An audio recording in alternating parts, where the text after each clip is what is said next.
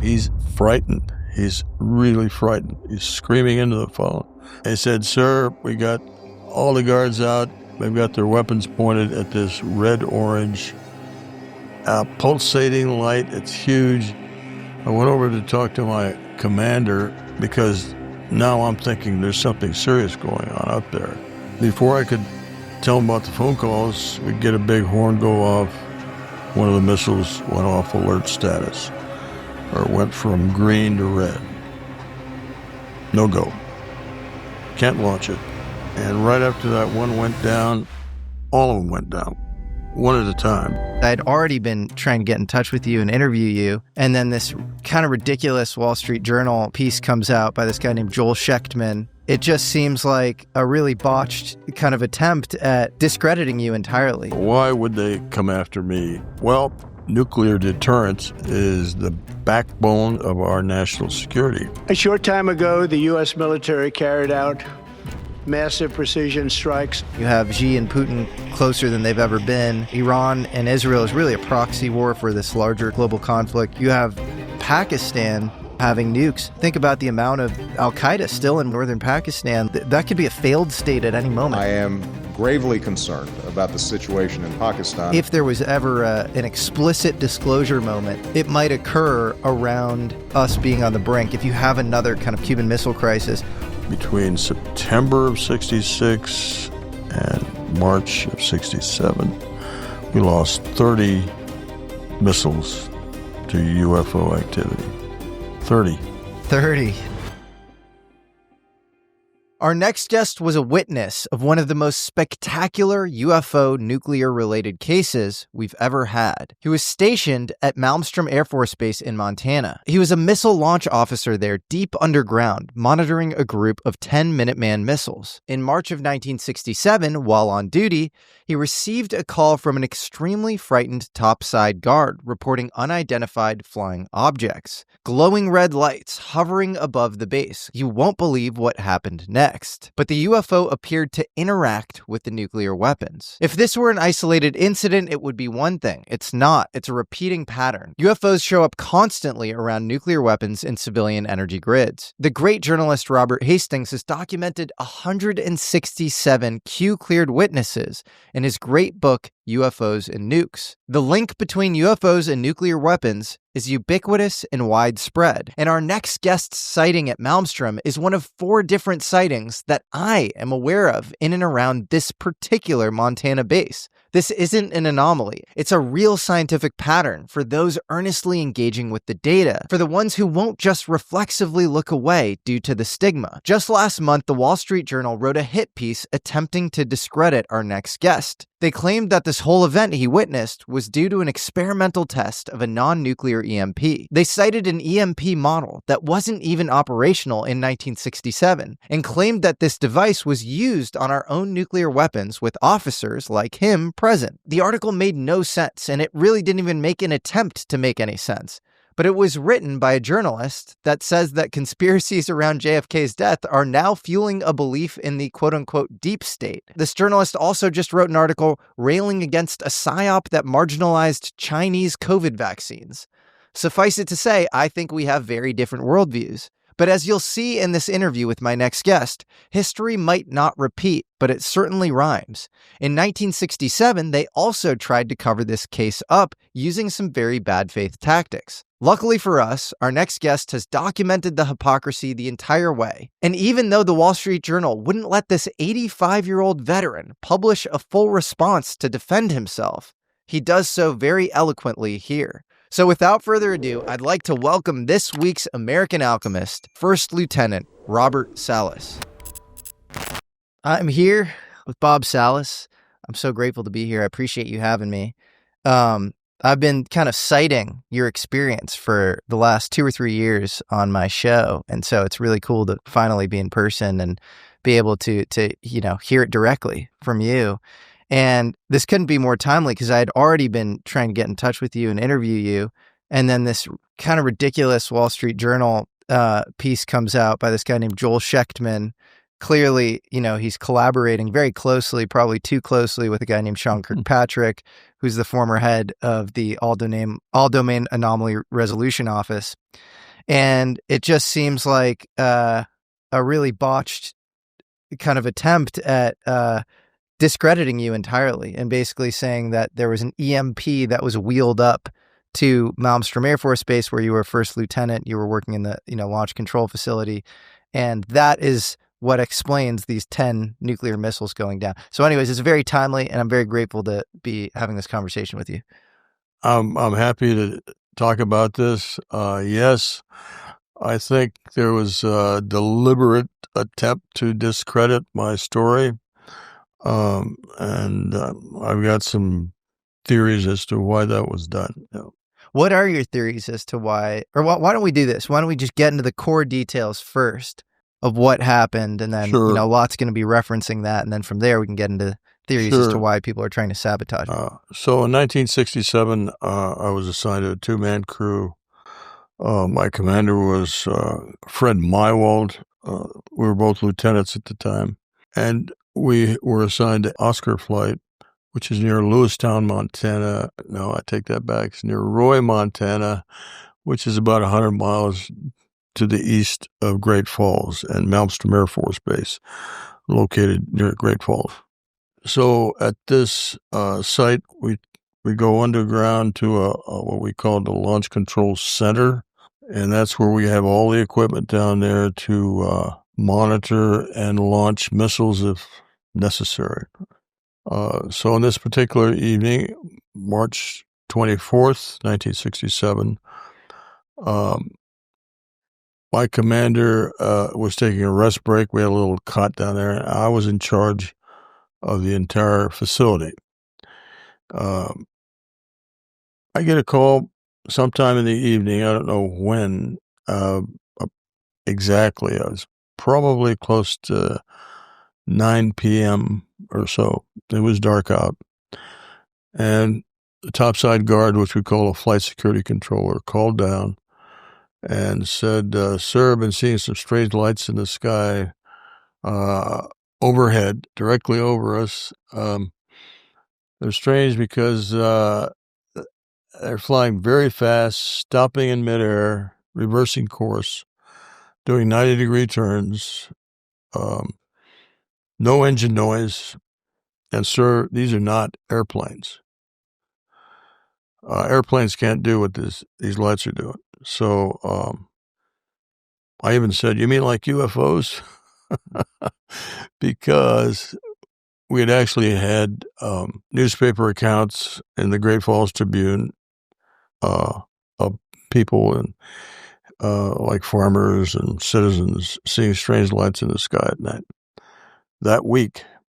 Yeah, wasn't there was a truck driver and a police officer, if I'm not mistaken, who had also seen... we'll get to that. That's an important part of this. We can talk about it now if you want. On the same night, and this I think was about 7:30 to 8 in the evening, a truck driver was driving through the town of Belt, Montana, which was about 35 miles to the southeast of Great Falls. And he looks over out his window and sees a bright light that's pacing him, going the same speed, and it's actually blinking at him. And he finds it a little strange. It was just a big white ball of light to him. He stops the truck and gets out and watches the light land in a ravine, a large ravine. He goes over there and takes a look, sees it, and then he calls the highway patrol. He wants to get somebody else to look at this thing. And a highway patrolman comes out. He also sees the light. The light comes back up, flies off at high speed, and then comes back while the highway patrolman was there. They then call the county sheriffs. They come out. They see, they inspect a little bit of the area where this object landed. They find some broken branches. They all decide to call the Air Force Base. We happen to have what was called a UFO officer at the base at the time because of the Condon investigation. Wanted the Air Force to identify certain officers at certain bases to help them with their investigation.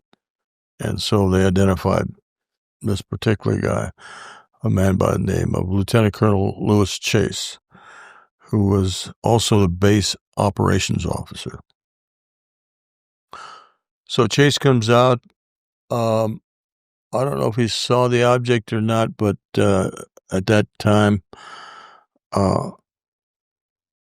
but he decides that they can't bring a helicopter in that night because they're not trained for night operations in that area, and so he wants to wait till the morning. And in the meantime, there are reports at Malmstrom Air Force Base. Objects are seen on radar. Objects are seen by airmen at the base. Again, bright white light flying around Malmstrom Air Force Base. And so Chase decides he needs to report all this, and he does in a telegram to Air Force headquarters, and also reports to Edward Condon. Writes a couple of reports. I've got copies of them. And they take the statement of the truck driver, etc. And by the way, in the meantime, my missiles are shut down. So you have missile security officers who are topside. They're calling down and they're saying they're seeing. No security officers. These are airmen, the non-commissioned officers, NCOs. Okay. And they're responsible for the security of the launch control facility. In other words, and that's what I told him. So after the first call, we just hung up because there was no point in talking about lights in the sky. I didn't think. So you were like, what are you talking about? And you hung up and you were like, basically, I wasn't too interested in what he had to say after that because, he could have been seeing little stars up there. I don't know. But then 5 minutes later, he calls back, and this time he's frightened. He's really frightened. He's screaming into the phone. He's babbling. I got to calm him down. And finally, I calm him down. He says, "Sir, we got all the guards out. They've got their weapons pointed at this red-orange light, pulsating light. It's huge. It's, I think he said 40 or some feet long. It was hard to see inside. I said, try to look inside the light and see if there's a solid object in there. He said it's really difficult because it's so bright, but it looks like there's some kind of a solid object in there, oval shaped, is what he said. And I said, and then he said, "What do I do, sir?" I basically told him, I don't remember the exact words, but I basically told him to make sure the facility is secure, that nobody enters the fenced area. Basically it's your responsibility, right? And so he hung up. He first said a guard got injured and I got to go. The injury I'll talk about later, but it had nothing to do with the UFO. So he hung up. First thing I did is I looked over at our board, our status board that showed the status of each missile, right? And all the missiles were green at that time, ready to go, ready to launch at any time. I went over to talk to my commander, Fred Mile, who was taking a rest break. Woke him up and started to tell him about the phone calls, and because now I'm thinking there's something serious going on up there. The guy was really scared, really frightened. And before I could tell them about the phone calls, we'd get a big horn go off. One of the missiles went off alert status, or went from green to red. No go. Can't launch it. Had that ever happened in your career thus far? I was there for 3 years. One of them may have gone down for some power problem. We had triple power redundancy, but anyway, but nothing like multiple shutdowns. And right after that one went down, all of them went down, one at a time. As you know, I'm always on the hunt for things that help me stay sharp, focused, and full of energy while I'm diving into life's mysteries and making this show happen. And I've got to say, Mudwater has completely transformed my mornings. Back in the day, I used to struggle with that post-coffee crash. And let's not even get into the caffeine jitters. Mudwater gave me the smooth, steady energy I was missing. It's packed with functional mushrooms like lion's mane, chaga, and reishi, plus turmeric and cacao, all working together to keep me focused, calm, and grounded. Honestly, it's like coffee went on a yoga retreat and came back zen. What I love most is that it's not just about replacing coffee, it's a whole new ritual. It's a simple, nourishing way to start the day, and I actually look forward to it every morning. Every ingredient is USDA certified organic, vegan, non-GMO, and there's zero sugar. It's energy that doesn't mess with your sleep or make you question your life choices at 3 a.m. Ready to make the switch to cleaner energy? Head to mudwater.com, that's MUDWTR.com, and grab your starter kit today. Right now, our listeners get an exclusive deal up to 43% off your entire order, plus free shipping and a free rechargeable frother when you use code Jesse. That's right, up to 43% off with code Jesse at MUDWTR.com. After your purchase, they'll ask you how you found them. Please show your support and let them know we sent you. Keep your energy natural and refreshing all year long with Mudwater, because life's too short for anything less than clean, delicious energy. So what do you do at that point? So we jump up, go through our checklist, and we also had two of the launch facilities. The launch facilities are where the missiles are actually located. They're about a mile away, a mile or two. But at two of them, we had incursion lights, meaning it's possible someone or something was trying to enter those facilities where the missiles were. So I got on the horn or the phone and called upstairs. First thing I asked about was this bright red glowing object. And he said, it just took off, sir, it's gone. But it was there when the missiles went down. But anyway, I sent guards out there, and they again saw an object above two of the launch facilities. Again, bright light hovering just above the facilities. We brought those guys back to where we were, and they lost radio contact on the way back. Strange. Anyway, Mywald called Wing Command Post, report our incident, a shutdown, requesting maintenance crews to come out because we had a way of querying the system. We would get an audio feedback of what was wrong with each missile. They were all reading guidance and control system failure. So we thought, well, okay, we got to send a team out there to restart the missiles, each one, and retarget them. We had to check the targeting again. But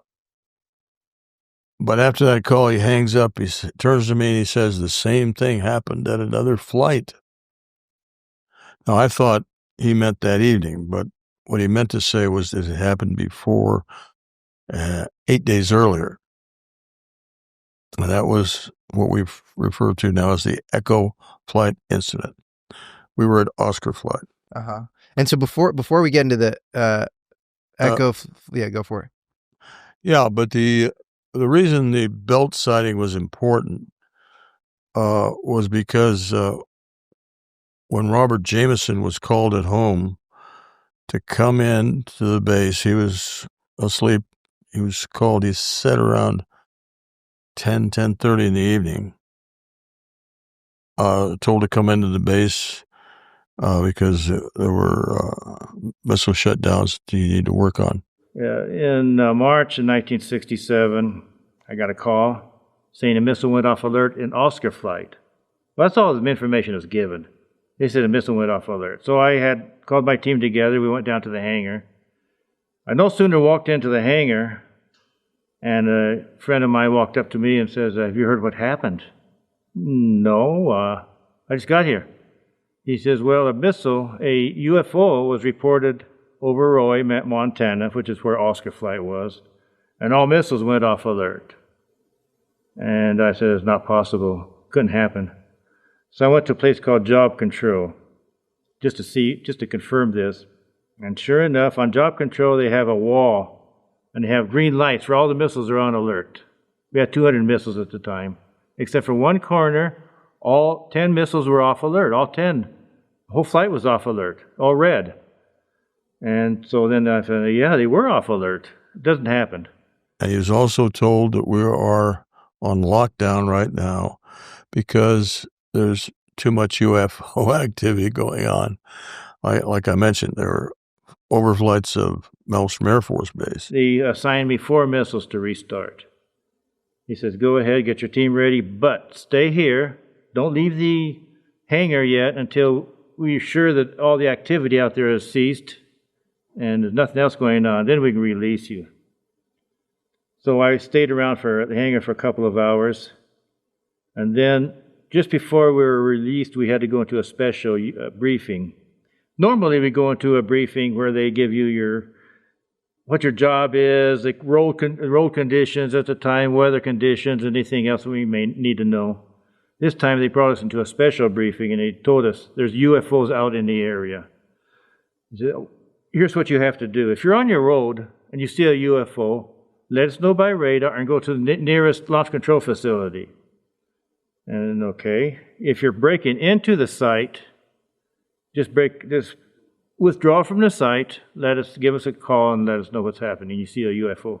However, if you're in the site and you're doing your work, I was to take myself, my team members, and all our targeting tapes, take them downstairs into the silo, close the silo, and we all take a guard with us. We have to leave him on top. Nothing happened on the way out there. And targeting, the restarts, I had 4 of them, and they went rather smoothly. Missiles went right up as if nothing had happened to them. And I came back, and then I was given another briefing. I was told I wasn't supposed to talk about this, but I am coming out now. But Jameson was told about the belt incident. The same person that told me that all 10 missiles went off alert also told me that there was a UFO that went down into a canyon near a little town not far from Malmstrom called Belt, Montana. There was a canyon there, and there was a UFO trapped in a canyon. And right. But he told me I'd go to the command post. He set up a command post in the colonel's briefing room. So I went over there, and I heard what they were looking at. They had a radio contact with the people out in the field, and they were telling me about the lights. And now there's blue lights, now there's green lights. I was looking at the UFO down at the bottom of the canyon. Now the canyon's too steep to send men down in the night. This is at nighttime. Walls are too steep to send men down at night, or even a helicopter down through that. So they're going to take, as soon as daylight comes, they're going to take some helicopters and go down in there. And I found out later, as soon as daylight came, they sent the helicopters, and this UFO just went right through the helicopters and out, between the helicopters and out. That's amazing. So you have Bob Jameson, who is he's a targeting officer, is that right? Right. And then who else came out publicly alongside you to testify to this UFO event? Well, eventually I got a hold of my commander who was down there with me. He was the crew commander, Fred Mywald. He had retired a full colonel. had a distinguished career in Strategic Air Command headquarters. But of course, he verified the essentials of the story. He didn't remember at the time when I first contacted him exactly how many missiles had gone off alert, but he remembered we did lose missiles during UFO sightings.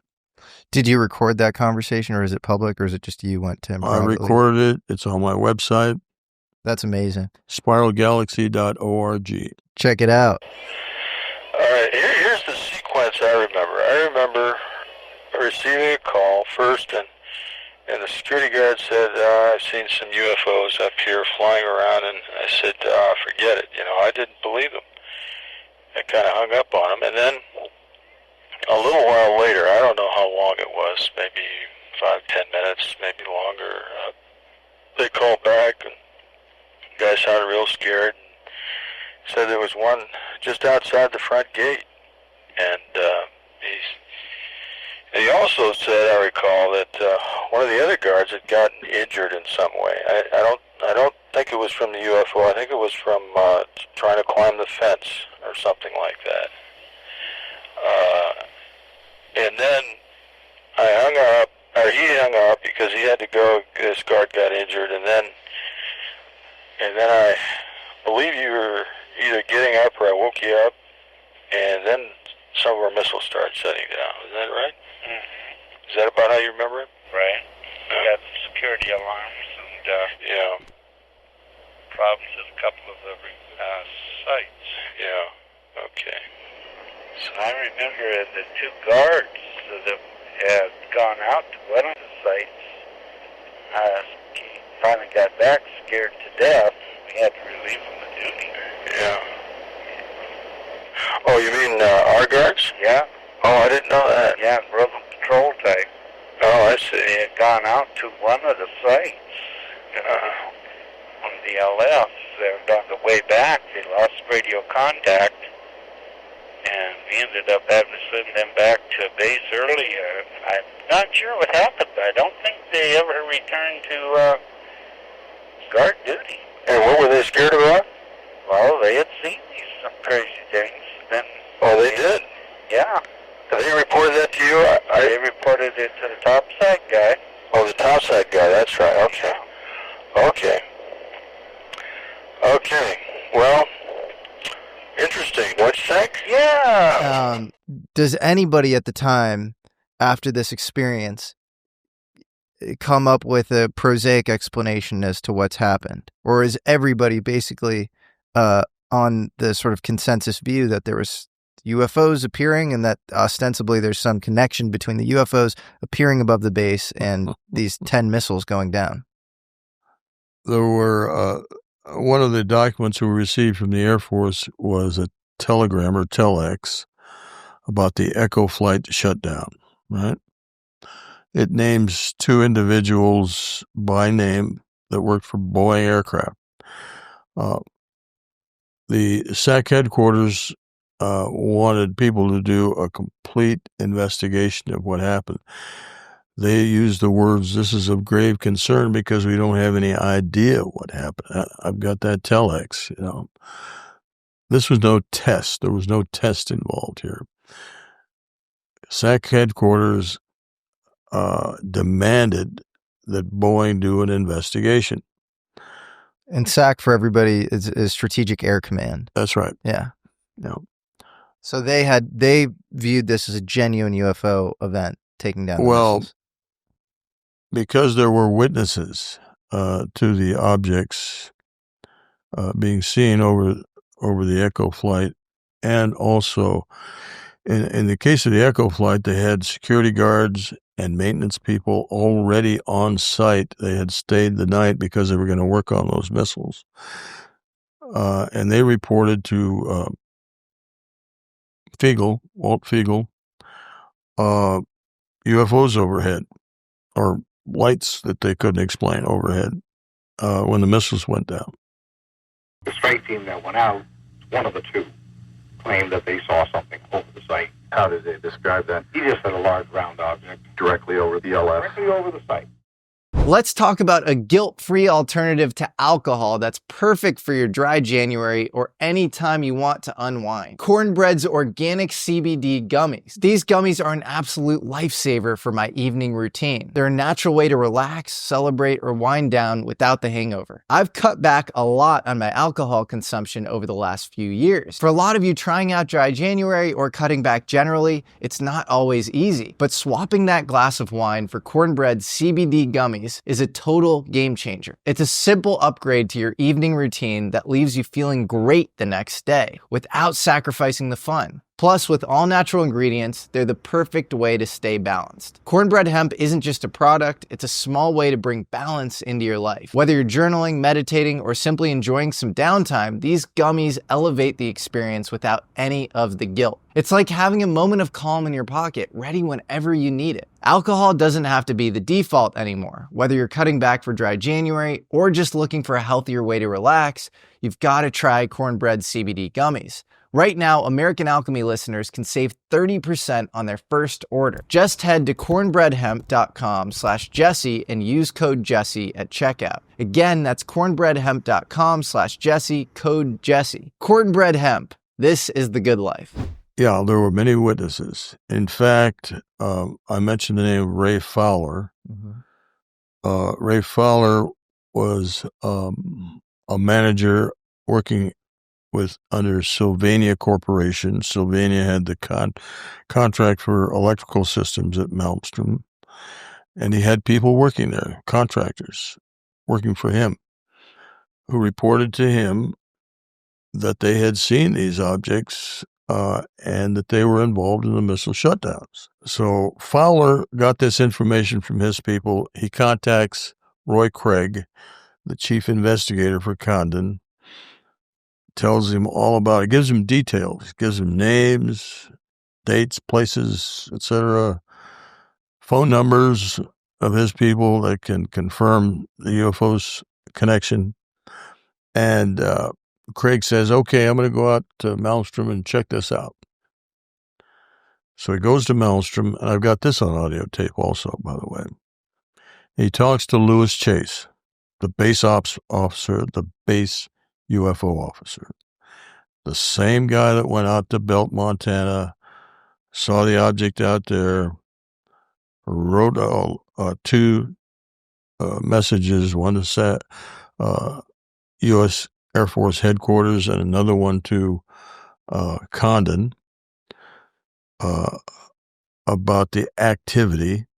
And in one of those, he says, I went to the base command post, or the wing command post, rather, and talked to the officer in charge there. This was the same officer that we had reported our incident to. And he said, I coordinated with him on the UFO activity. In writing, he's got this in writing.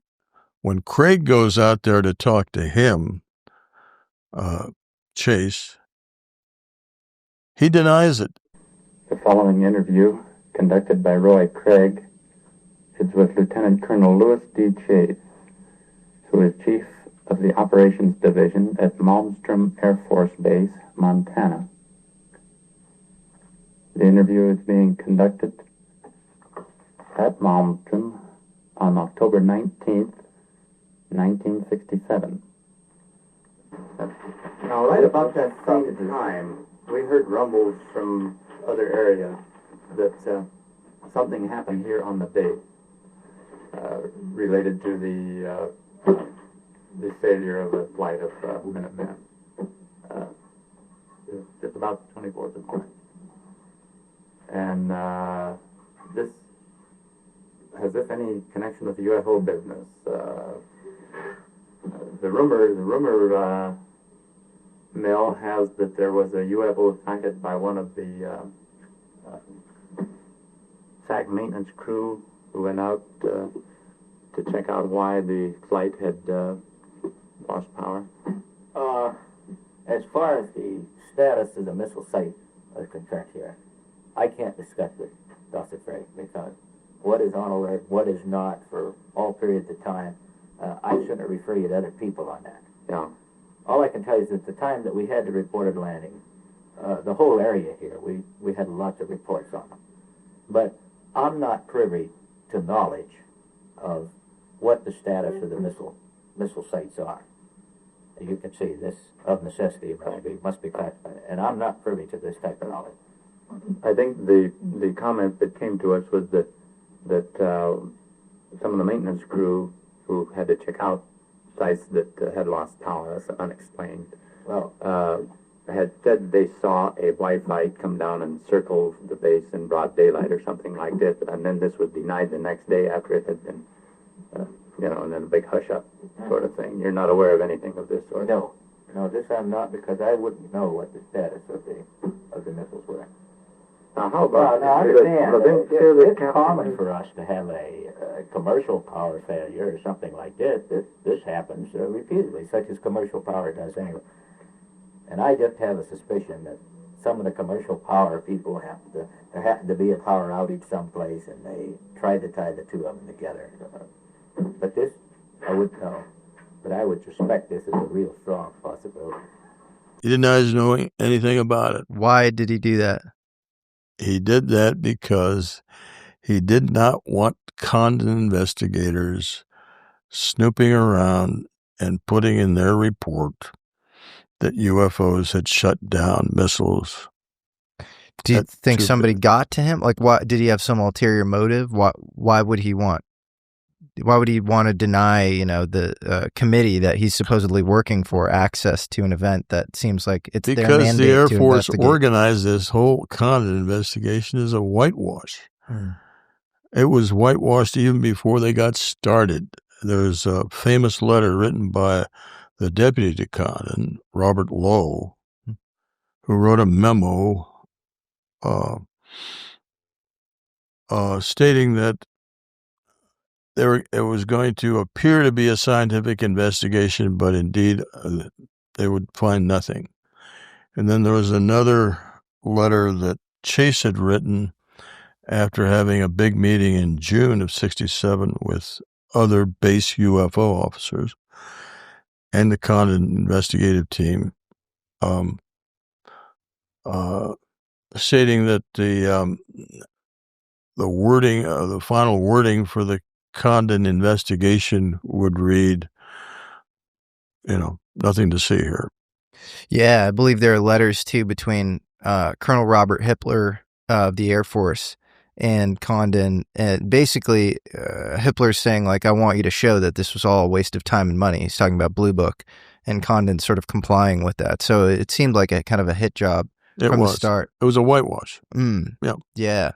So, in fact, it was Hippler when, after this meeting, which between Craig and Lewis, Craig went to Lowe and said, maybe we ought to get the report on their investigation. And Lowe said, later on, he replied, he said, I've already talked to Hippler. Hippler said this is probably going to be too highly classified for us to look at. And plus, Hippler told him the Air Force thinks that EMP from nuclear testing was the cause of these shutdowns. Really? Yes, really. Back then? Oh. I've got it in writing. That's wild. Mm-hmm. Interesting. Any specifics on like the model or anything? Or when we read that, my investigator, James Klotz, who's a co-author of that first book we wrote, a gentleman still living, we checked with the Department of Energy, who was in charge of, cognizant of nuclear testing being done in the Nevada desert, right? Time. There were no nuclear tests on March 16th or March 24th. So it couldn't have been EMP from a nuclear test. Yeah, and that's, I think, I got into this whole squabble online or whatever where people are saying there were EMPs at Starfish Prime in 62 or whatever, and there are EMPs that are caused by nuclear detonations. Yes. But my understanding is that operational non-nuclear EMPs weren't, maybe at most they were, undergoing extremely preliminary investigation at DOE sensitive sites, but they weren't being used, let alone on our own nukes, live nukes. There's no way. Absolutely not. In fact, in our book, again, The Fated Giant, we talk about references. We list the references, actually. People can look them up, of testing that was done on our kind of equipment, but it was done at a base like Space and Missile Systems Organization in San Bernardino, Hill Air Force Base in Utah, but it was not operational equipment. I mean, the equipment wasn't operational, but it was the type of equipment we had, right? They did want to do authentic tests and to see what the impact was. Now, we're talking about something like the production of 6 million volts of electricity in EMP discharge. We're also talking about equipment that was not mobile. In order to produce this EMP, they had to set up a superstructure to hold the generating device that would fire 6 million volts, and that took time to build. I mean, it took at least 3 days, from what I understand. Yeah, you can't install that in secret. Even in the diagram in the Wall Street Journal, it was like a 60-foot test stand or whatever was required to uphold the EMP. And the idea that would get wheeled up to the gate without, any of these, officers understanding that the EMP was there and not being freaked out about some UFO. Well, they would have reported it. The guards upstairs would have reported any activity like that. Yeah, it makes no sense. And it's interesting to see the Wall Street Journal use the same cover story as Robert Hitler used back then. That's, kind of well, interesting kind pattern. of. Hitler stated to Lowe, apparently, and I've got this in writing, a handwritten note by Robert Lowe, that he talked to Hitler, and Hitler told him the Air Force thinks that EMP from nuclear testing was the cause of the shutdown. That's even better, because it's like Roswell, where they have, it's like a weather balloon, and then it's like these, Huntington's disease children using, an experimental Nazi craft. It's like they changed the story like 5 times. So it sounds like back then it was a nuclear detonation. Now it's a test EMP. The exact model of which, cited by the Wall Street Journal, wasn't actually tested until 71 and ready until 1973. Right. So it's absolutely crazy. Interesting. Yeah, they got to get their story straight if you're going to debunk well. Boeing also did a bench test on what's called the logic coupler. Okay.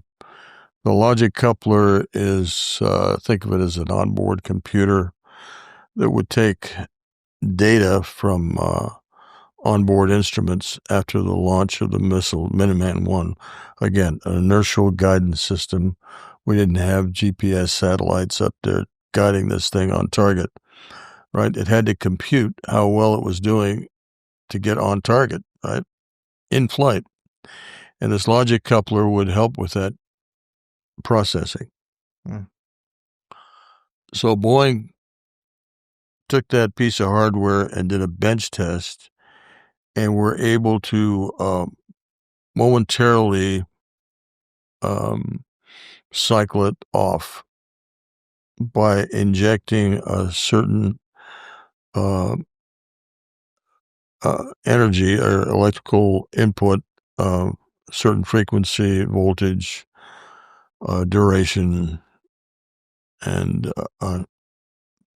basically cause it to malfunction momentarily and cause the guidance system to shut down.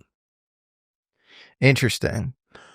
So they suggested it as a possible cause of the failure mode, guidance and control system failure.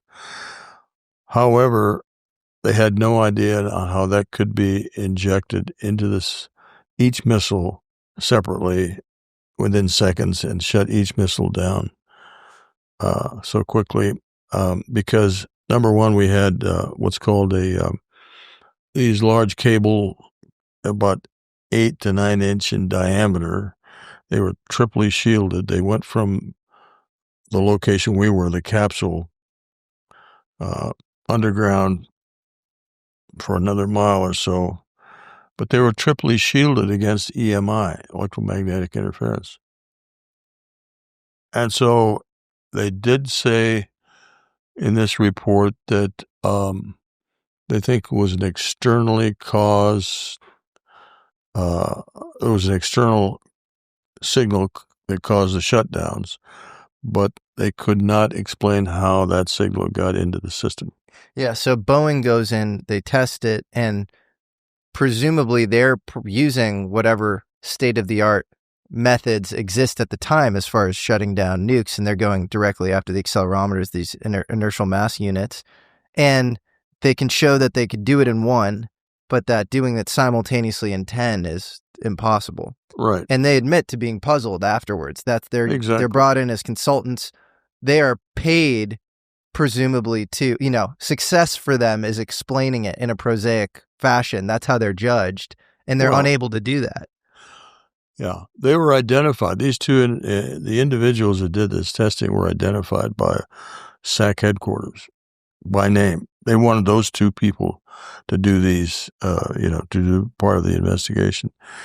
But we were in contact with James Klotz and I made contact with them and talked to them. And they said that they couldn't explain how that signal could have possibly have gotten in there. Hey everyone, Jesse here. Let's talk about something a lot of us quietly deal with. Hair loss. This is something that messes with your confidence more than you'd expect. Okay, you might be wondering, Jesse, you clearly don't suffer from this.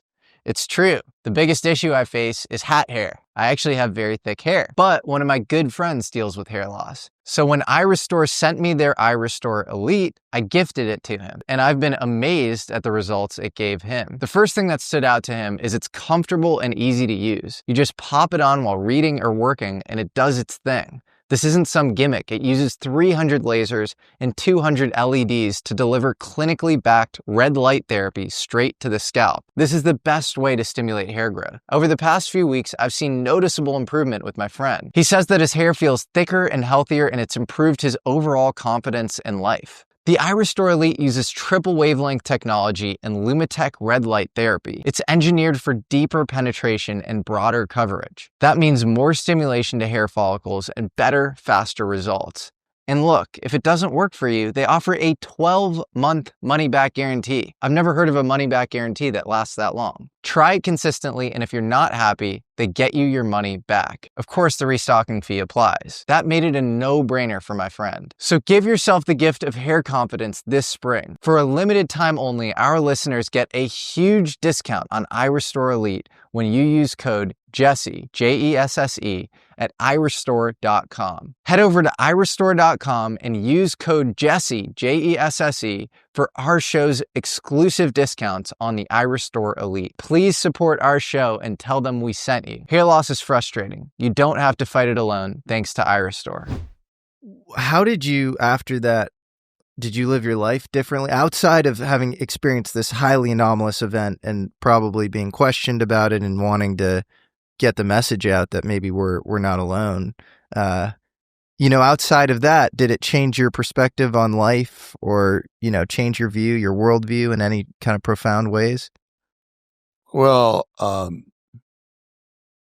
lost confidence in the integrity of the Air Force after that, for sure. I had planned a career in the Air Force, and after this, I wasn't quite so sure I wanted to do that. And so it changed it in that way. Yeah. And Malmstrom is no stranger to incidents like these, right? So 8 days before you mentioned the Echo Flight incident, what exactly happened there? Echo Flight, Walt Fiegel, again, a lieutenant at the time, later colonel, retired. As far as I know, still living. Talked to him about a year ago, I think. But he was in charge of the facility, and one of the missiles gets shut down. One of the missiles where he had guards and security, maintenance people and security people out at two of the launch facilities. They had stayed overnight because they were going to start early the next morning and do some kind of modification to these missiles. He calls out there and says, "You guys aren't supposed to do anything without my permission." And they said, "We didn't do anything. By the way, these objects are hovering just above us." And at first he couldn't believe what they were saying, but very shortly after that, all 10 of his missiles went down. Wild. So very similar. Similar. Yeah. And then I want to tell you about an incident that happened in 1966, September of 1966, at Minot Air Force Base, North Dakota. Not in Montana. This is just North Dakota. Again, another witness has come forward, a man by the name of David Schindel, who relieved the crew, but before they relieved the crew, he talked to the security people upstairs who told him that UFOs were seen over the facility the night before. When they got down to relieve the crew, all 10 missiles had been shut down. After entering the capsule, our eyes were immediately transfixed on the Launch Control Console, which showed that all missiles were off alert and unlaunchable. We had never seen such a thing before. The outgoing crew briefed us on the wild events that transpired overnight and indicated that the missiles malfunctioned at the time the object was hovering directly above the capsule and next to the main gate. And again, this was as a result of the UFO activity above the facility. So we're talking between September of 66 and March of 67, we lost 30 missiles to UFO activity. It's wild. Yeah. 30. That's pretty insane. And Malmstrom itself, I mean, even Robert Hastings, who wrote this, probably the authoritative chronicle of all of the UFO events when it comes to nuclear weapons, UFO and nukes, great book. He was a janitor at Malmstrom Air Force Base, I believe, in 67. And I guess this radar operator had taken him under his wing and was teaching him about radar theory and brought him over. They said they were tracking unknowns at the time. One night, and as best as I can tell, it was the second half of March of 67, was emptying trash cans and pushing a broom. And he motioned me over to his scope. And he pointed, he said, "We're tracking," and he probably said unknowns. That's the formal term for unidentified objects. I saw 5 blips in the sort of northeast quadrant of his radar scope. And then he thinks that might have been around the same time as your incident. It could have been. I believe his father worked in that facility. That's right. Yeah. Yeah. This was part of the NORAD organization, right? Yep. That would monitor the skies for possible incoming, bombers or whatever heading for the U.S. But yeah, that's true. And then I believe in 1993, there's a now retired missile technician, a guy named John Mills, who was headed, I think, with, some 4 other guys. They had left the base and they're headed towards Malmstrom. They saw a UFO hovering around Malmstrom. They get back to the base, and apparently everybody there said that the base had been swarmed. And then there's a guy named Chris Langan who's known for having this sort of theory of everything in physics, which, maybe take that with a grain of salt. I don't know how real that is, but maybe he's got a big ego. I don't know if the theory is real. I don't think he's lying about the fact that he said he was driving past, near Malmstrom, and he sees a UFO right ahead. On the UFO thing, I was working for the Forest Service, not too far from Malmstrom Air Force Base. One day I was up there in a Forest Service pickup truck at a certain campground, and I was there, and suddenly I look up, and I say suddenly, it was just in the sky. I became aware that it was up there, and I looked up. There's this huge spheroidal, but elliptical, not a perfect spheroid, like a saucer that was turned partially on its side. So it just seems like there's a real pattern over time with Malmstrom. Yeah. Even though the Air Force tried to get out of it, in 1969, they even quoted the Condon investigation and said that we have no evidence that UFOs are a cause of national security concern, and therefore we're going to shut down Blue Book. We're not going to be reporting to the public on UFO sightings, and we're probably not going to do much investigating ourselves. Well, incidents continued to occur, again in 1975 at Malmstrom. There's a NORAD report of UFO sightings, again, over Malmstrom missile bases. 1968, I've listed about 13 in my book incidents involving nuclear weapons and UFOs. And when you did come out and go public, you've done interviews with Larry King, and you've spoken at various conferences all over the world. Did you receive any backlash, and did you experience any resistance about your testimony? I never have. That's pretty remarkable. Do you have a theory as to why? Because some of your colleagues who have gone public, people like Bob Jacobs, photo instrumentation specialist at Vandenberg in 64, he's experienced obviously a lot of reprisals and, took such a career hit that they denied he ever even worked at Vandenberg and was, even involved, in the Air Force. Yeah. I'm just speculating again. Why? Because I did sign a non-disclosure agreement, which basically I violated when I started going public about my incident being at Oscar Flight. I didn't find that out until 1996 when I finally I was able to contact my commander, Fred Mywald. And he told me we were not at Echo Flight. We were at Oscar Flight. I've been speaking about the Echo Flight incident as though it was mine because it was so similar to what I had recalled. Mm. But once he told me that, I realized I was in violation of the NDA.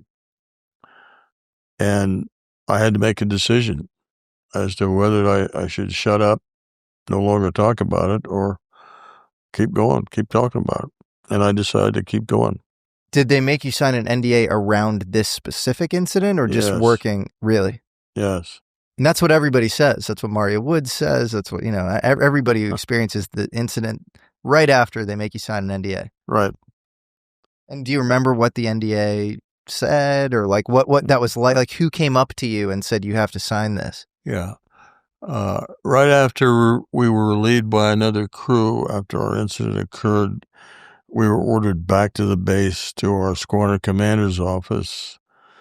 We walked in there, and first thing I asked, by the way, my squadron commander, who was an ex-World War II B-17 pilot, tough as nails, he was white as a sheet, and I asked him what the hell happened there. At our incident, was this some kind of an Air Force test to see, how we'd respond or anything like that? He said, absolutely not. There was no test involved. He didn't know anything more than I did. And by the way, he introduced me to a man from AFOSI, Air Force Office of Special Investigation, who was in the office with him. And all he wanted was to have us sign a non-disclosure agreement.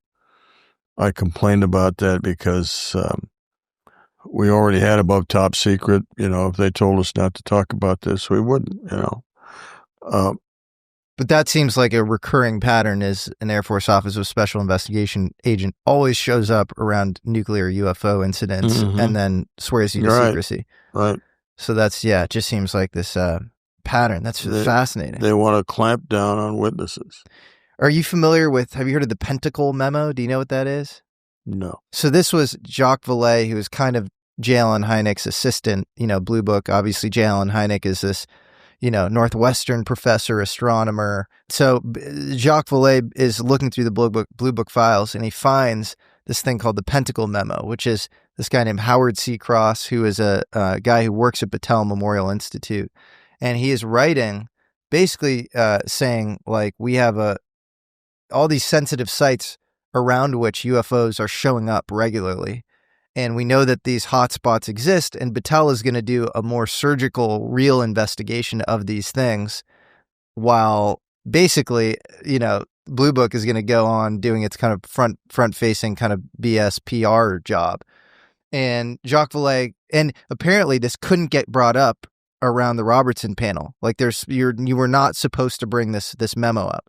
And so Jacques Vallée goes to J. Allen Hynek privately and says, "Did you know about this? Like, are you kind of complicit in basically concealing, our what's supposed to be this earnest UFO inquiry from this actually real vital investigation that's going on around, nuclear sites across the U.S." And J. Allen Hynek kind of plays dumb and says, I didn't know about it and stuff. But I do wonder sometimes, especially when you hear this very coordinated effort that involves Air Force Office of Special Investigations agents, was there something underneath Blue Book, underneath the Condon, commission that was very real about, there was a real UFO investigation going on at the time? Oh, absolutely. No question about it. I mentioned that, since probably 47, there's been an attempt to seriously cover up anything that was found related to UFOs, such as craft that were retrieved or non-human intelligences that were retrieved. And those were studied and worked on in secret. Well, like you say, organizations like Blue Book were just kind of a way to quell public excitement over this subject. Yeah. At what point do you think the Air Force made that decision to split off kind of, this front-facing facade, Blue Book, and then more vital investigations of UFOs? Was it around the Robertson panel in 1952 maybe, or? Okay, so in 1948, there was and this was the precursor to Blue Book. It was called Project Sign, right? People that were working on that had come up with enough information, pilot reports, etc., to conclude that these were extraterrestrial objects. They were not manufactured on Earth. And so the Air Force Chief of Staff, Hoyt Vandenberg, wanted a briefing. And so they produced a briefing for him called The Estimate of the Situation. It was a real document. It was seen by Ruppelt, who would be the next head of Blue Book, the first head of Blue Book, really, after Project Sign. And he read the thing and he confirmed in his book, I've got a copy of his book that he wrote, Ruppelt wrote. It was Report on the Unidentified That's Object. Right. Yeah. And he confirmed that they had strong evidence that these were not aircraft that we knew how to build because their abilities to maneuvering abilities, and he confirmed this must have been from elsewhere, off Earth. Yeah, well, you had Nathan Twining writing in this 1947 memo to this guy, Brigadier Shulgren, and he's saying, UFOs are not visionary or fictitious. He even says in the postscript of the memo, we have within our means or within our knowledge the ability to build these crafts. But if we were to do that, if directed, these would need to basically look like the Manhattan Project. They need to take place in a wholly separate compartment from existing projects and kind of exist very, sub rosa in this sort of secret compartment. But anyway, Vandenberg didn't buy this estimate of the situation and basically informed Blue Book that they're full of it. They're going to tamp down on any idea that these could be extraterrestrial, and so they changed the whole fabric of Blue Book. After that, it turned into a Project Grudge, I think it was called. Yeah. After Blue Book. And that's when they started doing more disinformation. And again, from the Robertson panel, too, the directive was let's keep an eye on UFO groups that are looking at these reports. Let's infiltrate them. Let's do whatever we can to keep the public from getting too excited about all this. Yeah. To this day. Right.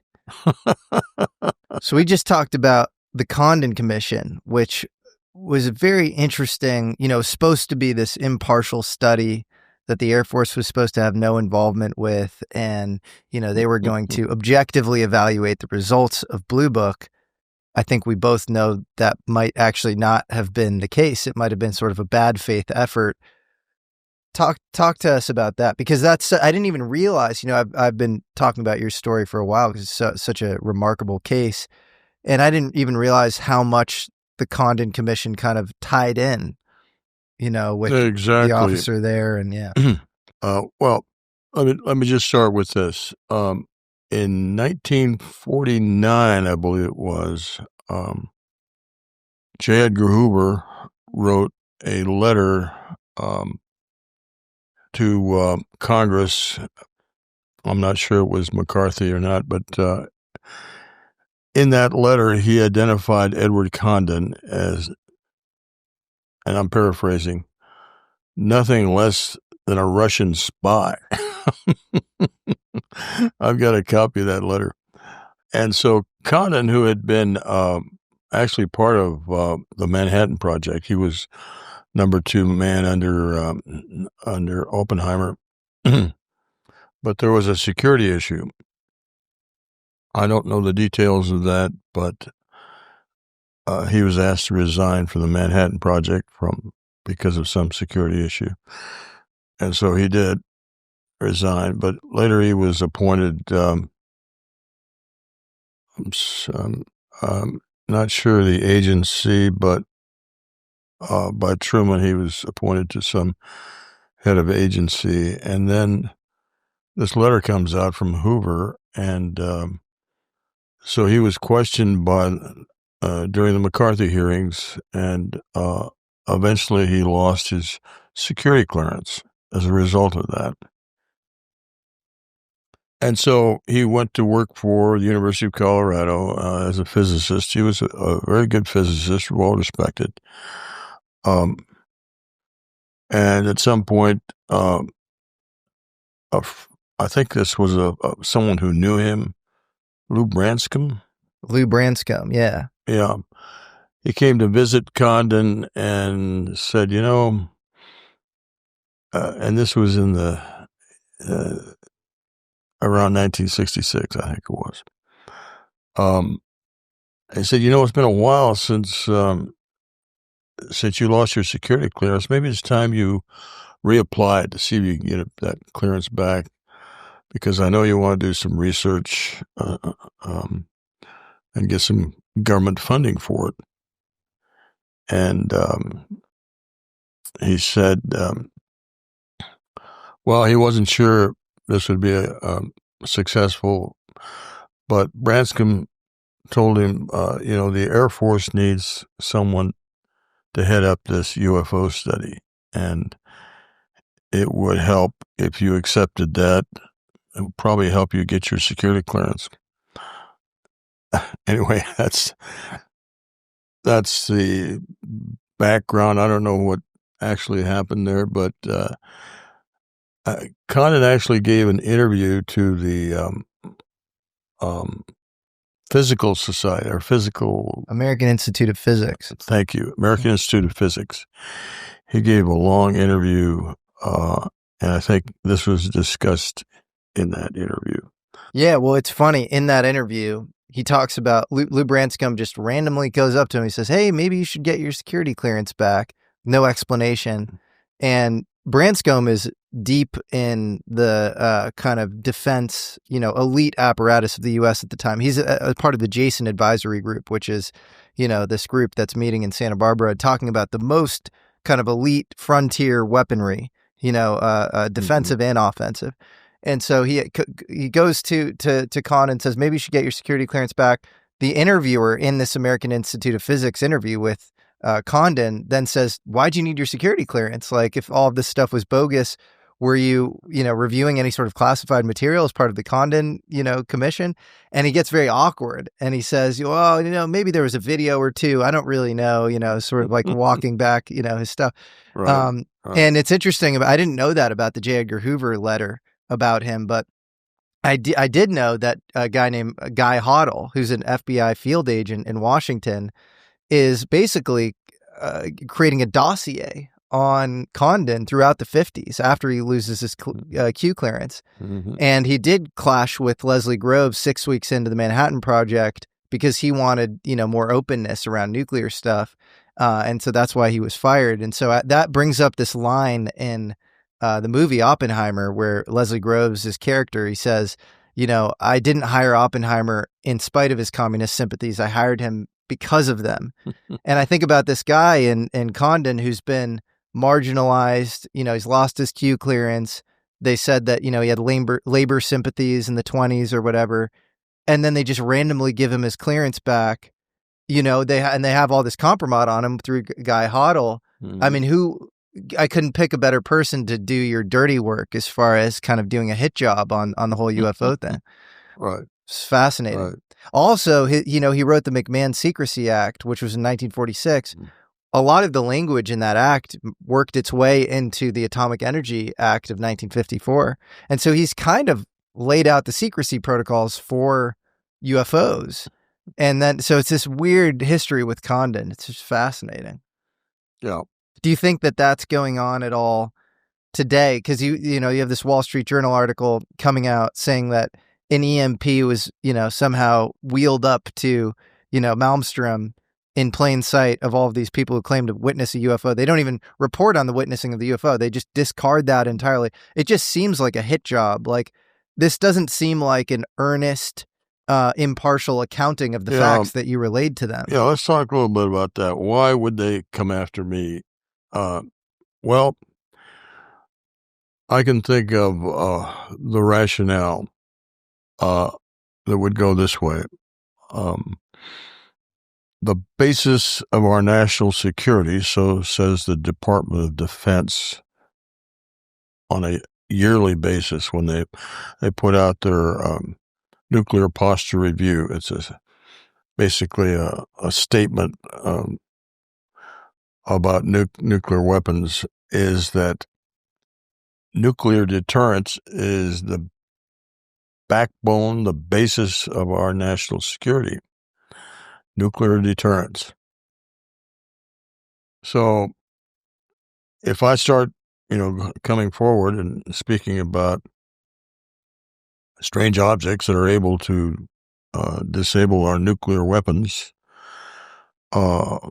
of course, that's going to require the Department of Defense to explain what they're doing about it, if anything, whether they can do anything about it. And they've also already said no. Nuclear deterrence, which is the concept started in the 50s, by the way, that says if we have a preponderance of nuclear weapons, more than any other nation, or at least as much, no nation will attack us with nuclear weapons or even non-nuclear weapons. And so we've used that rationale. That rationale caused the arms race during the Cold War, right? To the point where in 1967, the world nuclear powers at a 32,000 nuclear weapons. Now, these weapons range, in the kiloton range to megaton, or a million tons of TNT equivalent, but certainly enough to destroy every living thing on Earth if we use them in a nuclear war. And we still have 20,000 today total.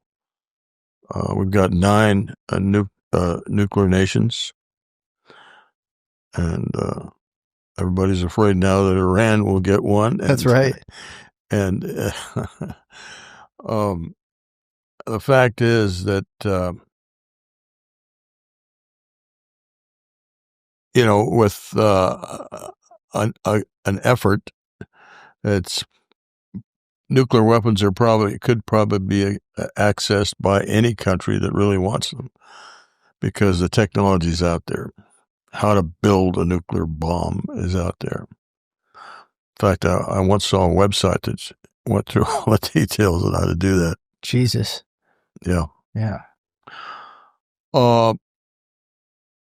Anyway, so I don't think the reason they would want to discredit people like myself, Dave Schindel, and many other witnesses to this phenomenon where UFOs have been interacting at nuclear weapons facilities.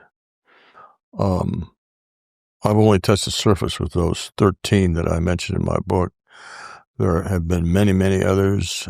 I've been in touch with witnesses who are afraid to come forward or can't come forward because of non-disclosure agreements and fear of losing their jobs or their lives or whatever. But there are many other witnesses out there that could come forward to talk about incidents that happened where they were involved. Have you met any witnesses who have not been public and kind of fear for their lives or reputations and confide in you around this stuff? Yes. Have you met any that also have nuclear incidents, nuclear related? Yes. Have you met any that have seen craft in hangars on the ground, or are they all aerial witnessings of UFOs? Well, what I can tell you is that I had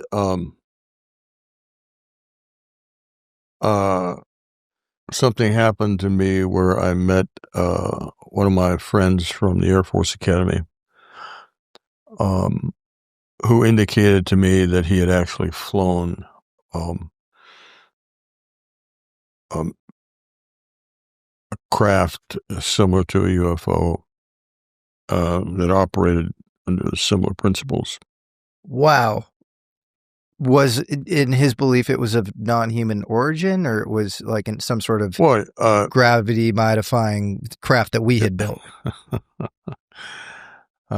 We didn't get into those details, but let's just say I believed him. And so I think we have back-engineered craft that had been recovered. That's wild. Did he say anything about the experience of flying it, like the G-force or the? He was or the pretty lack excited, thereof, but the way it went down, it was very quick.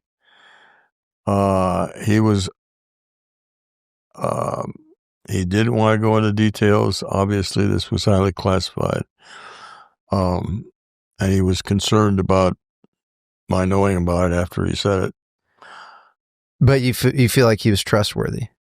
Absolutely. I spent 4 years going through the academy with him. Wow. Well, that's always I knew him very well. Yeah. So it's not your limited hangout, at a UFO conference. You get targeted with some info or whatever. This is a long trusted friend who opens up to you towards the end of that 4-year period around this. Oh, it was after. It was after. Yeah, I was out of the Air Force at the time. So how long had you known him before he confided in you around this?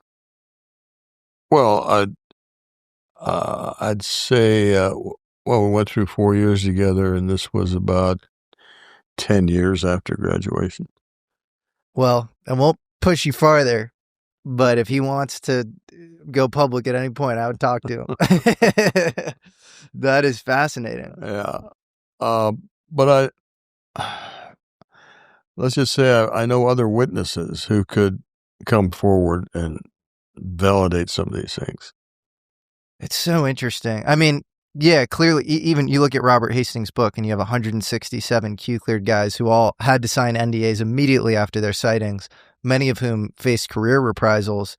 You have to think if 167 people who are coming out, despite all the disincentives to come out, it's got to be thousands of actual witnesses and people who in reality have experienced things around nuclear specifically alone. There have been many, yes. And it's so interesting too to, sometimes you'll hear about a UFO story in the lore, like the Ariel school sighting in 1994 with you have 60, school children in Zimbabwe. And you learn that there's a uranium mine right there, or the Pascagoula, the fishermen in Pascagoula, in 74. And then you realize that all the, Navy nuclear subs were being built in Pascagoula, Missouri. So there's often this kind of unknown connection too. Do you think that it's, we were talking about theories before the cameras were rolling. Do you think that they're trying to save us from ourselves and make us realize our sort of brutish ways? Do you think that it generalizes beyond nuclear to advanced science, like particle accelerators or AI or, any other things like that? Or do you think it's just nuclear? What do you think? Well, what I think is, they see us as very warlike and with nuclear weapons. We could have a nuclear war. I mean, it's not out of the realm of possibility now. I think what's happening currently with Iran and Israel,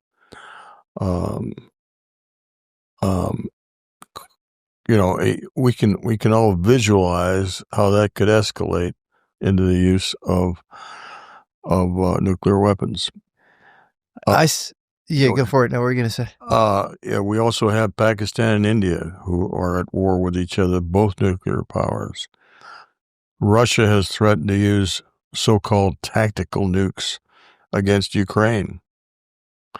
But even if a small nuke, and by that, we're talking about these tactical nukes are 15 to 20 kilotons equivalent TNT, and that's the same size nuke that was used at Hiroshima and Nagasaki. Yeah, it's a scary state. We're in a multipolar nuclear world. It's it's funny. I feel like Cold War tensions have died down in some ways as far as the zeitgeist, that sort of dive, duck, and roll. Like we're not mentally prepared, but it's actually worse than, maybe pre, Berlin Wall falling, where all of a sudden you have Xi and Putin closer than they've ever been. Iran and Israel is really a proxy war for this larger kind of global conflict. You have Pakistan, having nukes, which think about the amount of Al-Qaeda still in Waziristan, northern Pakistan.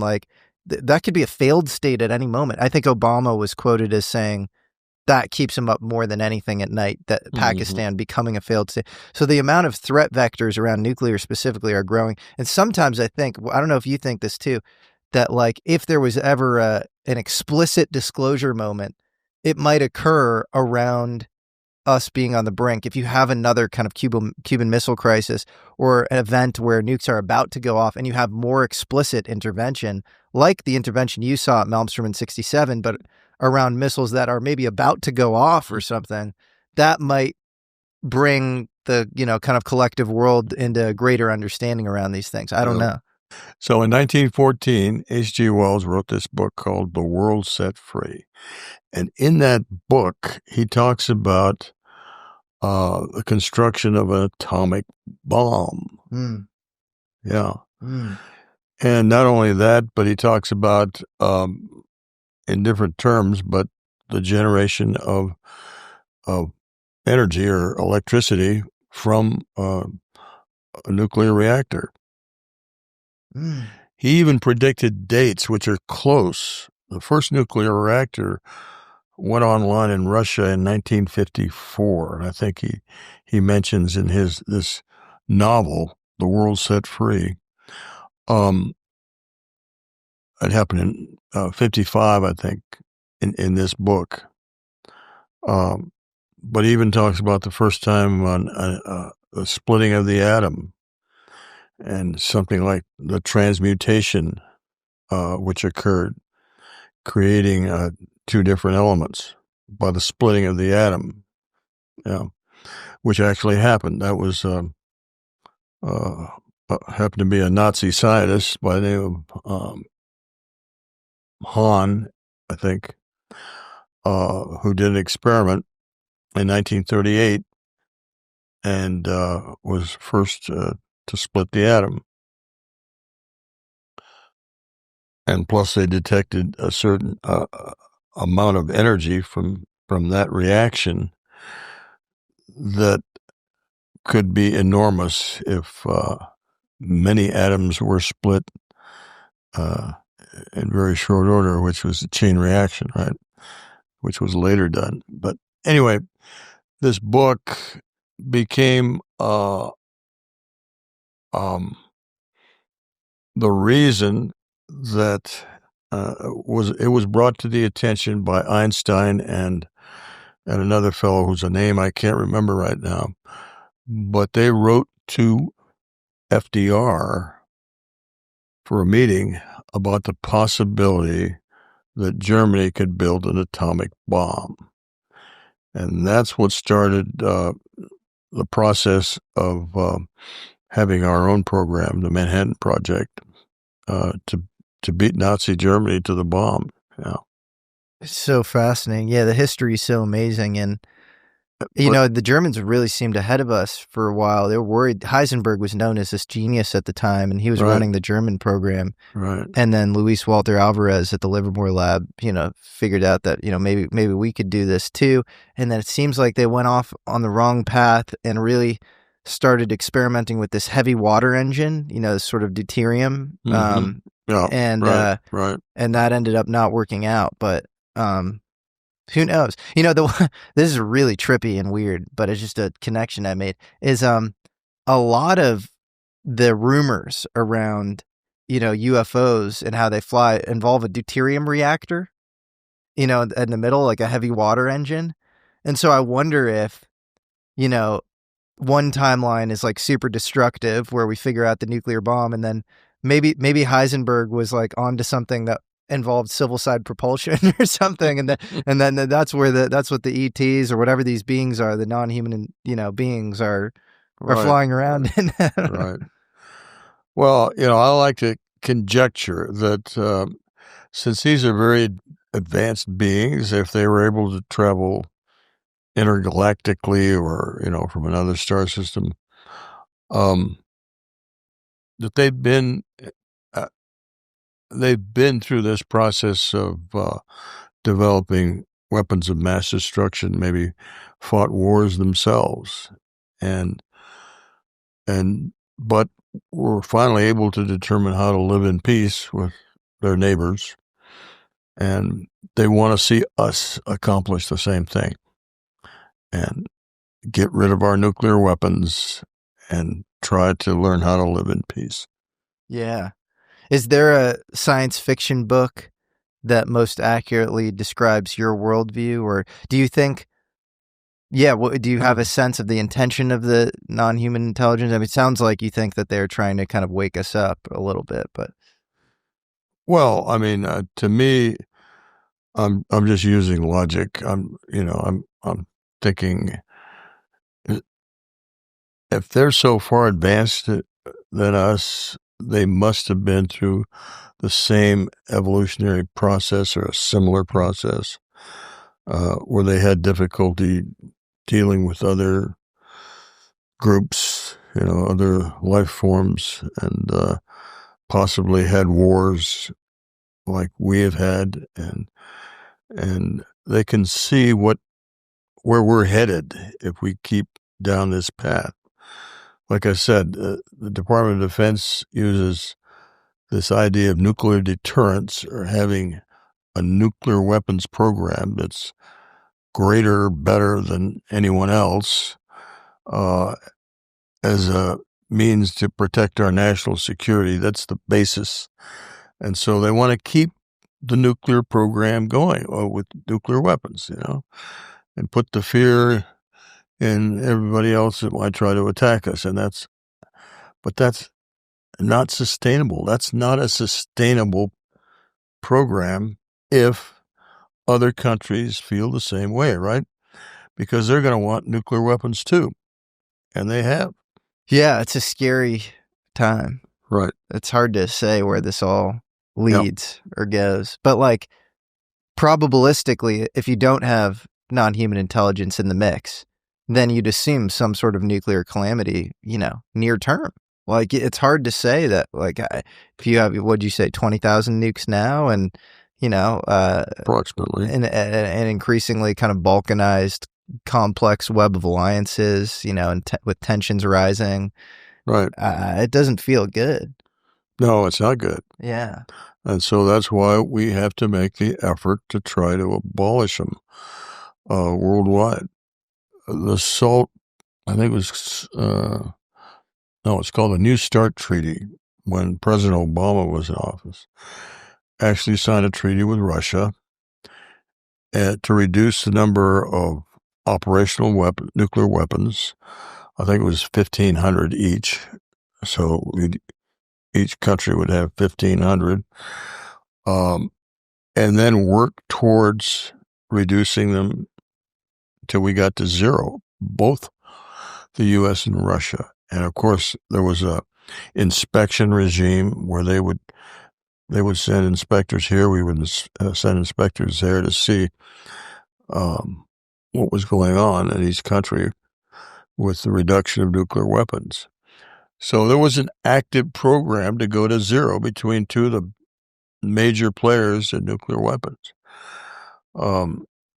So we can't just assume this can't be done. As Oppenheimer said in one of his last speeches that he gave to his scientists, we can't afford to think that we can't abolish all nuclear weapons. Well, yeah, you had the SALT talks as well in the 70s, and you had back channels that JFK had established with Khrushchev, where he was trying for détente and trying for, denuclearization. And you had guys like Alan Dulles, who he had fired, director of the CIA, who basically wanted to take him out, whether he did or not. I think he might have, but around that issue. And then, yeah, like you said, Obama had that initiative, but then you look at the same forces kind of behind Obama, and you had this Ukraine peace deal in April of, 2022, right after it started. And, we have not done Ukraine any favors by telling them not to sign that deal. They've lost hundreds of thousands of people, and maybe it's some strategy to like tire out, Russia or something, but it doesn't seem like Putin's very happy with us. You have Medvedev, former president, on Twitter saying, this is going to get really bad, and it's really like really suggestive videos that he's posting and stuff. And so, yeah, it's a weird time. This is a kind of a crazy segue, but Medvedev was interviewed actually, and it was on April Fool's Day, and an interviewer asked him about UFOs and thought that he would not take it seriously, and then he goes, "Oh yeah, no, we have an extensive file about this stuff." Знаете абсолютно все. Ну вот, например, прилетали на Землю инопланетяне. Вот те самые зеленые человечки. Марьяна, значит, рассказываю вам первый и последний раз. Вместе с передачей чемодана с ядерными кодами президенту страны приносят специальную папку. На ней написано «Совершенно секретно». И она целиком и полностью посвящена пришельцам, которые посетили нашу планету. Одновременно предоставляется доклад от абсолютно закрытой спецслужбы, которая занимается контролем пришельцев на территории нашей страны. Значит, две эти папки передаются вместе с ядерным чемоданом. После прекращения полномочий, соответственно, эти папки передаются новому президенту. Более подробную информацию на эту тему вы можете получить, посмотрев известный хроникально-документальный фильм «Люди в черном». Вышло несколько версий. Сколько их среди нас? Сколько их среди нас, рассказывать не буду, потому что это может вызвать панику. And he talks about a nuclear connection. No doubt. And it's so fascinating. You're like, and maybe it's plausible deniability for him because it's on April Fools or whatever. But it's wild that you have this former, Russian president talking about this. Crazy. Right. And there have been other Russian officials that come out and say, yeah, we've got people studying the UFO questions. So, no doubt that these incidents have happened all over the world. All over the world. You have a Russian general, Vasily Alexeyev, coming out in a German magazine in 2000 saying this stuff. And then the one of my favorite ones is there's Marconi, this radio engineer, famous radio engineer. So he is rumored to be part of, this Majestic 12 equivalent, quote unquote, in Italy called the RS-33. I don't know if you remember this. I met you briefly at the San Marino event, which is this global UFO conference held there in Italy. And so you have Roberto Pinotti and other guys, Paolo Guzzardi, who do research on this out there. Yes. And Marconi's grandson, in an interview that's everybody can see the video of this. He's speaking to Ogo magazine, which is, I guess, their People magazine equivalent. So it's sort of a gossip magazine. But he says, yeah, my grandfather had a lot to do with the UFO and ET issue. He's a part of this select committee with, why am I blanking on the Mussolini? Yeah, there you go. He was part of a select committee with Mussolini to study this stuff. And so it's just fascinating. This was the Magenta crash, Magenta, Italy. In 1933. 33. You mentioned Roberto Pinotti. He just finished a book about the Magenta crash and shows documentation that, it really did happen. Marconi, who invented radio, was assigned by Mussolini to head up the group that would investigate this and study the craft, etc. And that craft it's reasonable to see where that craft was taken to Germany, to Nazi Germany, where studies were done with that craft. In fact, Werner von Braun, who we know was later taken under, taken back to the U.S. after World War II under Operation Paperclip, right? And he worked on the Apollo program. He knew a lot of the astronauts. He used to have astronauts over to his house on weekends for barbecues. And in fact, Gordon Cooper? Gordon Cooper wrote a book. And in that book, he talks about von Braun telling him that they actually worked on UFO craft in Germany, in Nazi Germany, Wow. And actually had a flying model. That is fascinating. I didn't know that Gordon Cooper wrote that. That's really amazing. Absolutely. And wow, I got to check that out. That's wild. Yeah, you get a hold of his book. I forgot the name of the book, but he did write it in there. So chances are, the back engineering of UFOs goes way back. That is fascinating. Gordon Cooper is no scrub. He spent more time in orbit than anybody before him as an astronaut as part of the Mercury missions. Right. These were before the Apollo missions. That's amazing. I didn't know that. I got to research. That's fascinating. Look into it. I will.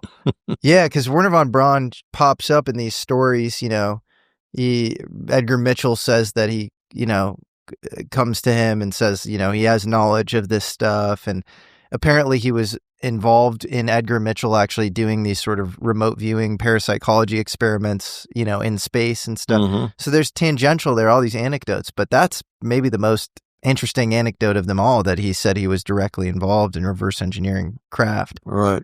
Fascinating. In fact, other of the paperclip scientists from Nazi Germany confirmed this.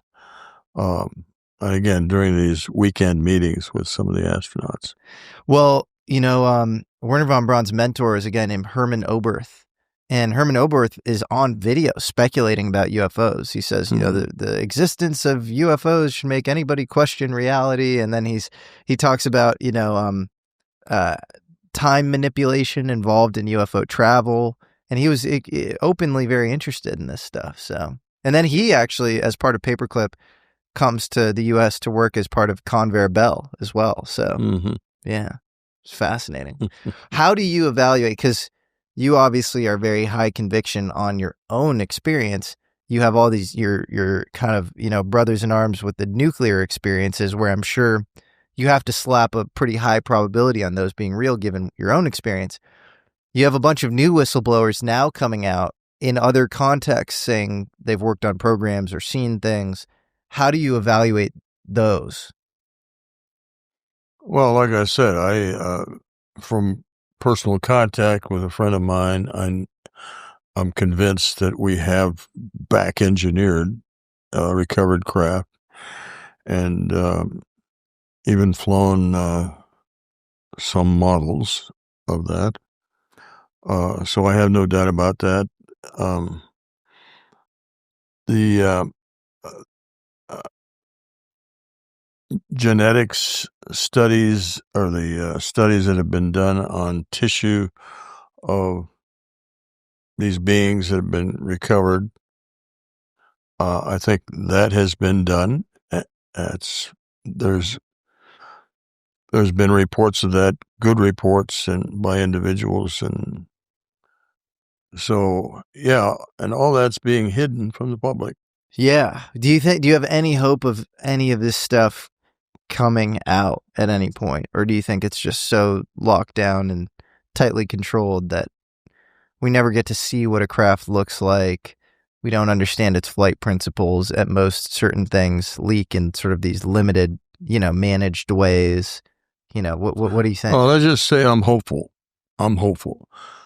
but we still have this committed organization that I call the UFO Cabal, Secrecy Cabal, which is determined to maintain the secrecy for a multitude of reasons, greed and power, and these secrets are very valuable. It can be used as bartering chips. But it's a worldwide organization, well organized, well funded, and it's going to be tough to break through. Do you have any final things to say to the Wall Street Journal, to Joel Sheckman, to Sean Kirkpatrick? I mean, yeah, I'd like to know what evidence Arrow has, so that they were able to tell Joel Sheckman that this was some sort of EMP test. And if they have no evidence, in other words, then they're obviously intended to discredit me in some way for whatever reason. And it shows the modus operandi of the secrecy cabal, and in that they want to discredit witnesses like myself. And by the way, I'm not the only witness to these incidents involving UFOs and nuclear weapons. There are many, many out there, including Dave Schindel, I mentioned, Walter Fiegel, etc. I could name others. Some don't want to be named. Yeah, no, I mean, it seems very, very common. I was diligencing because I invest in companies. That was my day job. I'm sort of not doing that too much anymore. But a month or two ago, I was helping out a friend, and he wanted help on an investment, and it was actually this like way to create an artificial ozone layer. To I thought it was a little harebrained. Honestly, I didn't think it was the best deal to do. But it was this Israeli entrepreneur, and he came from the Israeli nuclear program. And so I was like, at the end of, speaking to him, of course, about the company, I was like, look, do you think that there's any, UFO connection when it comes to this stuff? Chaim Eshed, the head of your Space Force equivalent, has said all these kind of really interesting things about UFOs, but also like, this kind of secret space program and, this Galactic Federation or whatever. And he got very kind of uncomfortable, and he was like, we should talk in person or so, we should talk, and he's like, and he was just kept deflecting. And I don't know. I think you get a lot of that when it comes to the nuclear thing. Clearly is, if you were to pick a starting point for empirical grounded inquiry into all this stuff, there's just so much bullshit out there. Yeah. But the nuclear thing seems like this really clear through line. After I read the article, the hit piece, Disinformation, I wrote a rebuttal. And it was, I listed 14 reasons why it couldn't have been EMP testing that shut down my missiles. And it was about 1,100 or 1,200 words. I sent that to the Wall Street Journal. They wrote back and said, we can't accept this because it's too long. We have a limit of between 250 and 270 words for any kind of op-ed or opinion piece, or they didn't use the word rebuttal. But anyway, they rejected it. And they said, if you can condense it to 270 words, then we'll consider it. What is that, like a half a page or something? That's not a lot of words. That's about a half a page. That's wild. That doesn't make sense to me. Also, it's like you have this, his thing was like 11 pages or something, the original piece. And then you're only allowing, an Air Force veteran. You're in your 80s now, is that right? Or that's right. That's amazing. And they even mentioned in the article, by the way, that I'm an octogenarian.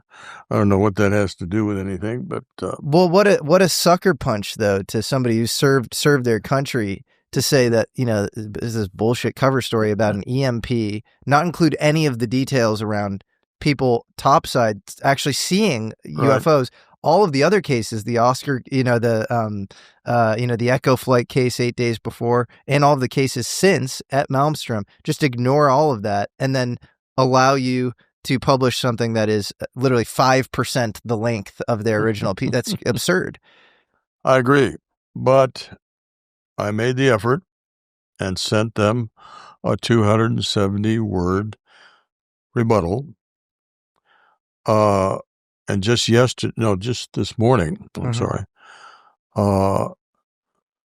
they said they were going to consider it, but they probably have to edit it. It's crazy. Now, I wrote back and said, why should you edit my rebuttal on your article, which was full of errors? No, they clearly have some vested interest in destroying this topic. I don't know what it is, but did you hear about? I had a story too that last November or something in the fall, I spoke to them about getting an op-ed published between Carl Nell and a former cabinet member. So somebody who's like a presidential cabinet member and not a low-ranking cabinet member, like one of the more important positions in the cabinet. And that guy is saying, he's expressing frustration about lack of civilian oversight around UFO programs and lack of his own access to these programs. And they rejected it out of hand with no, reasons as to why they would reject it. Mm-hmm. And then they go on to write this hit job, discrediting you and stuff. But they didn't mention that a cabinet member had submitted an op-ed to them last fall. It's just, I think that's all you need to know to say that they're acting in bad faith. I mean, you could maybe make some argument around bad bureaucracy, the op-ed section's not talking to the other. It's just, it's nuts, though. Yeah, but I think this is an opportunity for Congress to get involved because they created Arrow, right? Arrow's not performing because one of their jobs was to investigate reports like mine and follow through, get some answers. And in my case, I gave them a 2.5-hour talk. I gave them documents to support what I was saying. They complimented me in writing and verbally on the job that I did. And then at the end of it, I asked, are you going to check with the Air Force and see if I'm, what I've said is they can verify it. And they said no. Why wouldn't they do that? Exactly. I said, no, because he said, because we haven't had cooperation from the Air Force on other witnesses. Well, yeah. I mean, look, I think, again, all you need to know is, the crazy story of them not involving the cabinet member submission, but also the fact that Colonel Robert Hippler is saying that this was due to an EMP fallout from a nuclear detonation, which is obviously bullshit. And then they come up with some new, EMP simulation thing. Right. But they name an exact model that hadn't been, ready until the early 70s. So right. It's just, it's even if you're trying to discredit something, it's a lazy job. It's just not, it's not very good. Right. So yeah, I don't know. It feels like to me, Kirkpatrick, who has always been it feels like a fly trap or something, like he's just trying to get the info and then squash these stories, is spoon feeding this information to Joel Schechtman, who probably knows nothing about UFOs, but a national security reporter. And he's just taking at face value. You have this guy who seems like to be, a normal credentialed physicist telling him that all this stuff is a hoax, which if you don't have the data set that you have or I have around UFOs and nukes, you're just going to believe, and then you're just going to publish the thing. You're not going to fact check. Well, again, like I said, at some point, Congress has to do the job of getting to the bottom of this issue, this UAP. What is it? What have we been doing about it? What studies have we done? What have we learned? And they can start with bringing the Air Force in and asking them questions about incidents like mine and others. That would be great. Well, Bob Salas, really appreciate your time. Thank you for having us. And this is a fantastic discussion. And I hope that it opens people's minds and also allows them to look a little deeper when it comes to kind of just taking at face value some of these mainstream media headlines and coverage of this very important topic. Thank you, Jesse. I really appreciate your taking interest in my case and the whole subject. Absolutely. All right, that's our show. For more information about the ubiquitous link between UFOs and nuclear weapons, please watch my comprehensive documentary with the great journalist Robert Hastings. And if you want to watch my comprehensive takedown of the Wall Street Journal, I will link that video too. Finally, speaking of hearing out patriotic whistleblowers and veterans, please support my friend and past American Alchemist, Randy Anderson, who came on my show earlier this year to expose a possible off-world technology division at Naval Surface Warfare Crane in Indiana. He described seeing a levitating orb and a gauntlet emitting alien-looking hieroglyphics. My friend UAP Gerb also did an amazing deep dive on Randy that you can check out on his channel. Randy is setting up a very cool program called Alpha Rising. It's a group specifically for veterans, first responders, and anyone who wants to get their mind right and regain purpose in life. I'm linking his GoFundMe for that project in the description of this video. Until next time, I'm Jesse Michels, and this is American Alchemy.